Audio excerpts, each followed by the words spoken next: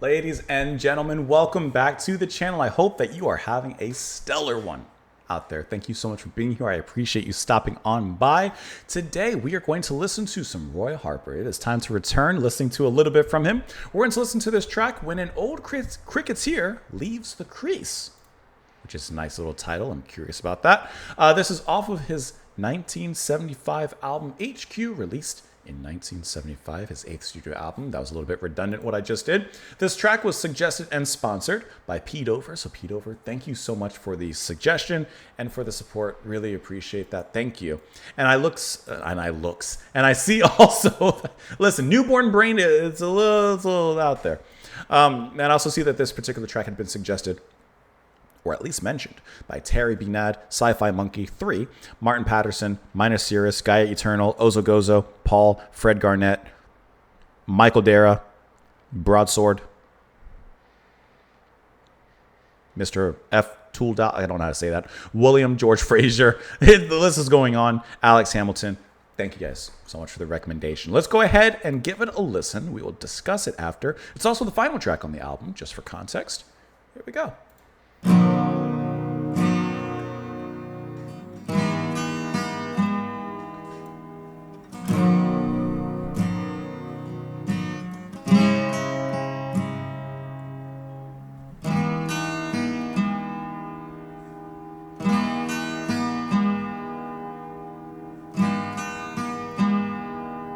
When the day is done and the ball has spun in the umpire's pocket away, and all remains in the groundsman's pace for the rest of time and the day, there'll be one mad dog and his master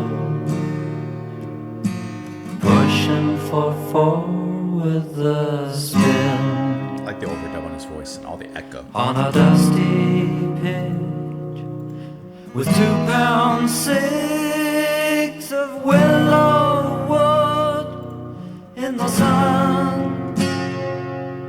When an old cricketer leaves the crease, you never know whether he's gone. If sometimes you're catching a fleeting glimpse of a 12th man at silly mid-on, and it could be Jeff and it could be John with a new ball sting in his tail, and it could be me and it could be thee, and it could be the sting in the ale, sting in the ale.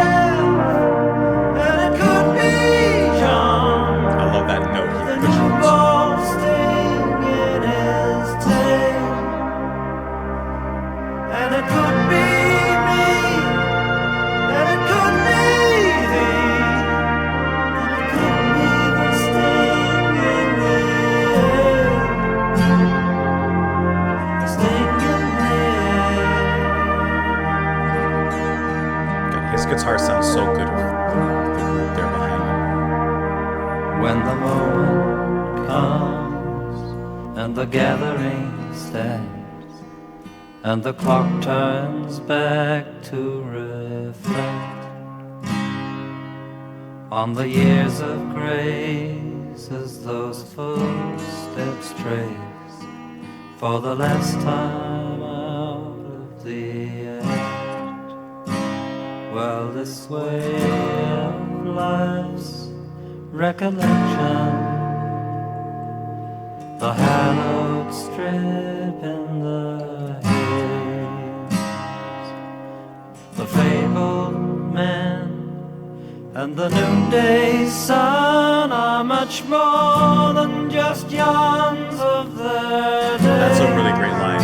That line right there is When nice. Very profound. leaves the crease, well, you never know whether he's gone. Sometimes you're catching a fleeting glimpse of a 12th man at sea.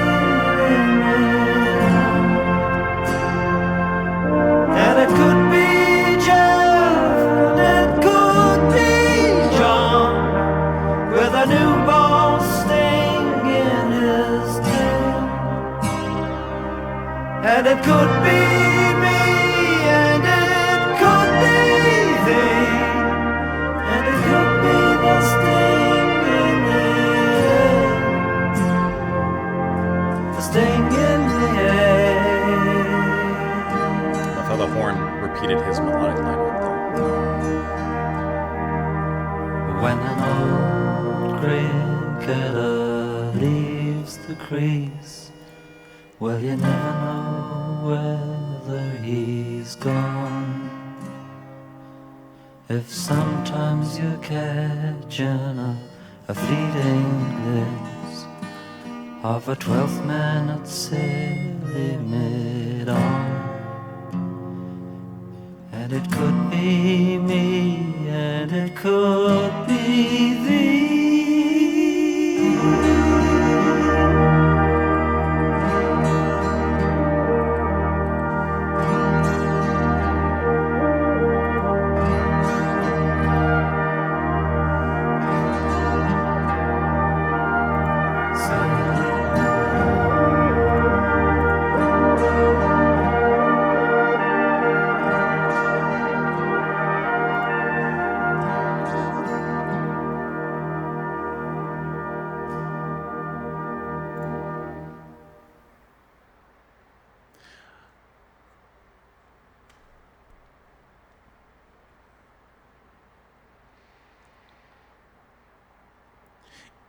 Okay, on this album, we've only listened to the first track, The Game, and that was a while back. And now we've listened to the last track, you know, Old Cricket's Here. So we've kind of skipped a lot of the meat inside of this particular sandwich. But at the same time, with that context, you can absolutely feel how final of a track this is to conclude the album. It's a very, very stark, broadly cast, naked and bare Roy Harper alone with his guitar initially before being backed up by the orchestra, which I thought was really, really nice when they came in. I knew that Harper had a trick up his sleeve, right? You know, something was going to come in there. I just didn't know what. But when they started to blow their horns and arrive into the music, it was just like this very gentle, warm breeze that slowly, so slowly, was inhaled in this musical scene. And it just brought a certain life and soul into it. It was already wonderful just listening to that bare bones performance with the emotion from Roy just dripping off. But once that came in, like I said, it really filled the lungs of this song. And it filled it in nicely, that long inhale as it played. And then at one line, we'll get into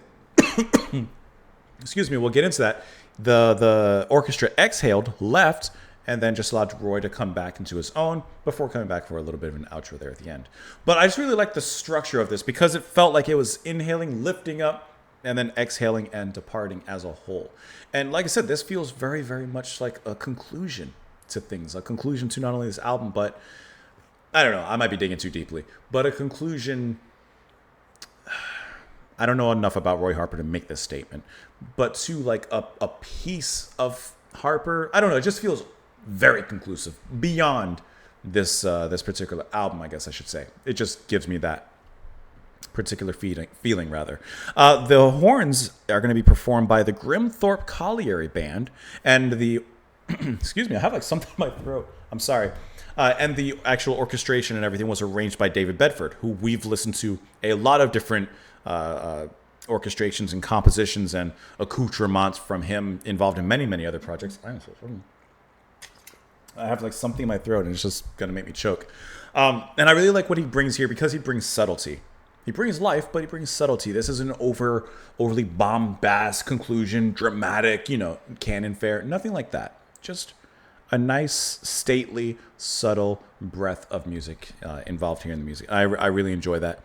And I really love how they just rose up in here. Now, I will 100% admit to you, I know zero about cricket. It's not really something that, as far as I know, is very popular in America. And I'll be 100% honest, I've just never looked at it. I know it's popular more in Europe, even in India and places, but I've just never at all looked at it. So just so I can perhaps get some of these references, maybe I can get like a little, I'm looking up right now, maybe I can get like a little quick, idea. Cricket basics in 60 seconds. I'm pulling you all up. Love cricket? Want to learn the basics fast and level up your game? Yes. Let's dive into the fundamentals. Please. Hey, future cricket stars. Whether you're new to cricket or just looking to sharpen your skills, I've got you covered in less than 60 seconds. You haven't explained anything First yet. up, the bat. Okay. Did you know the grip you use can impact your shots? What are the rules of cricket? Can we get like the rules? Cricket rules explain. Okay. अगर cricket के rules तुम्हें बहुत मुश्किल लगते हैं, तो चलो साथ में समझ। I don't speak Hindi. आपसे मिलकर खुशी हुई. Namaste. Master the rules. I just want to know like. Cricket is a fun game played with a bat and ball. Okay. There are 2 teams, each with 11 players. One team bats while the other one bowls and fields. Okay. The batting team tries to score runs by hitting the ball and running between 2 sets of wooden stumps called wickets. Gotcha. The fielding team tries to get the batsman out by hitting the wickets with the ball or catching the ball after the batsman hits it. Okay. Each team gets a chance to bat and bowl, and the team with the most runs at the end wins the game. Okay. It's exciting because every run and wicket can change the game. So it's kind of like baseball to an extent. Another 60-second match away in the league to Cookfield. Some tight bowling up top from our bowlers kept the runs at bay. Connor picks up his first and then a second caught in the ring. Cookfield 88 for 3 from 27. Then with his first ball back after 18 months in NZ, Ollie Blandford brings the edge and brings out the shearer. Wickets continue to fall and despite being on track for 230 plus at one point, Cookfield were all out for 187. The chase started well, Connor doing what Connor does in the power play and then helped by Dozza smash them all around the park. You cannot bowl those. Isn't that kind of dangerous when they hit that ball? Like, I feel like that ball's going to hit someone. After This is the dad brain in me. a few more hefty blows, Doz went for 1 too many and fell for 36. Connor looked in glorious touch, 74 runs today, including this 6 over long off. Then this rarity. The match was interrupted by thousands of bees swarming across the ground. Oh, that's not good. I know people are laughing at me. I just really don't know a thing about cricket, so I feel like maybe understanding a little bit might help me with some of the references in here. So, apologies for the delay or for the diversion, but I think it's important, and I'm not afraid to admit when I don't know anything. When the day is done and the ball has spun in the umpire's pocket away, and all remains in the groundsman's panes for the rest of time in a day. There'll be one mad dog and his master pushing for 4 with the spin. I know that's a reference, short for the score. On a dusty pitch with 2 pounds 6 of willow wood in the sun. I'm imagining those are the wickets. When an old cricketer leaves the crease, you never know whether he's gone. If sometimes you're catching a fleeting glimpse of a 12th man at silly mid-on. Like I'm assuming the crease is like the field. Is that a nickname for the field? Like he never truly leaves. Like, a sportsman never truly leaves the field, even if they retire or they're gone. They still leave a mark or a legacy of sorts. And it could be Jeff or it could be John with a new ball sting in his tail. And it could be me and it could be thee and it could be the sting in the ale. Nice rhyme there. Sting in the ale. When an old cricketer leaves the crease, so you never know whether he's there. Okay, so we got that. That's the chorus here. When the moment comes. Okay, this is what I really liked right here. So this whole section in here. Yeah, right about in here, for sure. This is when that orchestra comes in, breathing that new life into the music like I had mentioned. However, right here, In that line, it's that line, right? Yeah. In this line, all that orchestration goes away, and we're once again left with Roy and the guitar. So I always say, but especially when the music comes down, you got to pay attention to the lyrics at that moment. It's the music's being stripped away to the bare minimum. And so it kind of represents, like, to me, this moment that they're talking about.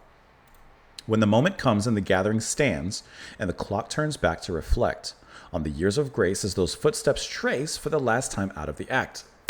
Is that iambic pentameter? There's a certain word for that sort of meter.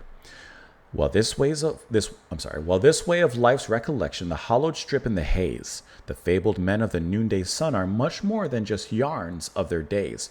They're more than just the strands of their lives. And of course, he repeats the lines again. Let me look at the Wikipedia article on this one so we can catch some of these references. Or I should say, so I can catch some of the references, because you guys probably already have that. Okay, so obviously it's a track on this album, a prominent example of cricket poetry. Let's go ahead and learn a little bit more. Listen, I'm not afraid to dive in. We got to learn. The game of cricket has inspired much poetry, most of which romanticizes the sport and culture. That is incredibly interesting. So, Latin hexameter. Okay. Was this one written in hexameter? So even William Blake, Lord Byron, Lewis Carroll, a lot of people wrote about cricket, which is kind of interesting. Wow.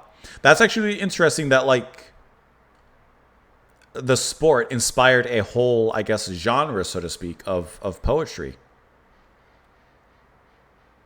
Hold on a second.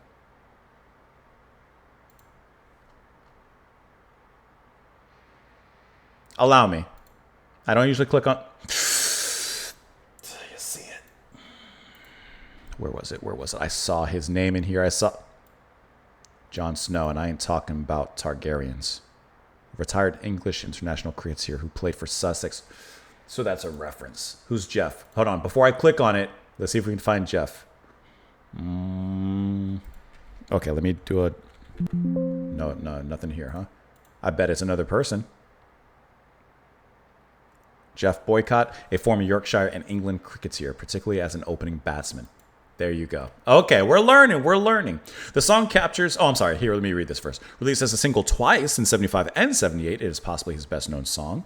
It captures the atmosphere of a village cricket match and is an elegy to the game as played during Harper's youth. It features, of course, his 12-string acoustic guitar and the Grimthorpe Colliery Band. Harper says about this particular track, "My childhood memories of the heroic stature of the footballers and cricketers of the day invoke the sounds that went along with them. Paramount among these was the traditional Northern English brass band, which was a functional social component through all four seasons, being seen and heard in many different contexts. My use of that style of music, an old cricketer, is a tribute to those distant memories." It does sound kind of like, this is going to sound weird, but sports drama nostalgic. Like, it does kind of sound a little bit like that. I can hear that. It says an elegiac song, the last song on the album, uses the game of cricket as a metaphor for death in its nostalgic sense for what has passed. I got you. It's underlined by the band, who enter after 2 minutes. British DJ John Peel made an arrangement with his producer, John Walters, that in the event of Peel's death, Walters would play the song on air. Walters died in 2001, 3 years before Peel, so the request could not be fulfilled. Peel, however, played it at the end of his own show when he announced the news of Walters' death, and the song was played by fellow DJ Andy Kershaw at the end of his tribute in 2004. And of course, we got the references of the two England cricketers as well. See, that's why you got to... Okay, so I get it. I see what you're doing. And did I get this? Is this the wicket?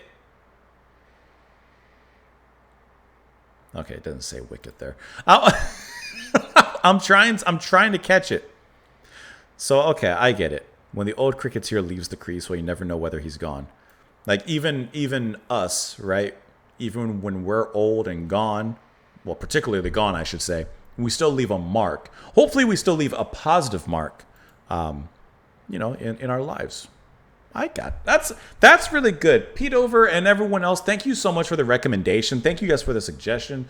Pete Over, thank you for the sponsorship. I love looking and diving into songs like that, where especially if I don't know a thing about it, the subject matter, we can dive in. If you'd like to sponsor a song just like Pete Over, it went away, but the Buy Me a Coffee is there. You can go there and check it out in the description below. Please thank you so much. Please enjoy the rest of your day. Thank you so much for being here. I still got a little newborn brain. I'm a little foggy. Thank you so much for being here. Enjoy the rest of your day, and I will see you all later. Bye, guys.